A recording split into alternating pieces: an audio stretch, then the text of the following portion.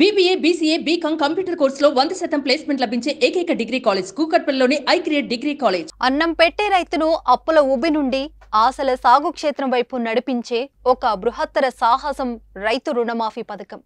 నాడు మన్మోహన్ సింగ్ సారథ్యంలో దేశ రైతాంగానికైనా, నేడు ప్రజాప్రభుత్వం పాలనలో రాష్ట్ర రైతాంగానికైనా ఎంత కష్టమైనా, ఎంత భారమైనా ఏకకాలంలో రుణమాఫీ చేస్తున్న ఘనత కాంగ్రెస్ పార్టీదేనంటూ తెలంగాణ సీఎం రేవంత్ రెడ్డి భావోద్వేగంగా ట్వీట్ చేశారు. రుణమాఫీకి సంబంధించి ప్రభుత్వం నిన్న మార్గదర్శకాలు జారీ చేసింది. ఈ నేపథ్యంలో రాహుల్ గాంధీ రైతులకు ఇచ్చిన మాటకు కట్టుబడి 15 ఆగస్టులోపు 2 లక్షల రుణమాఫీని చేసేందుకు ప్రభుత్వం సిద్ధమైందని రేవంత్ రెడ్డి ట్వీట్లో పేర్కొన్నారు. ఎంత కష్టమైనా, ఎంత భారమైనా ఏకకాలంలో రుణమాఫీ చేస్తామని తేల్చి చెప్పారు. అన్నం పెట్టే రైతును అప్పుల ఉబ్బి నుంచి ఆశల సాగు క్షేత్రం వైపు నడిపించే బృహత్తర సాహసమే రైతు రుణమాఫీ పథకమని అభివర్ణించారు.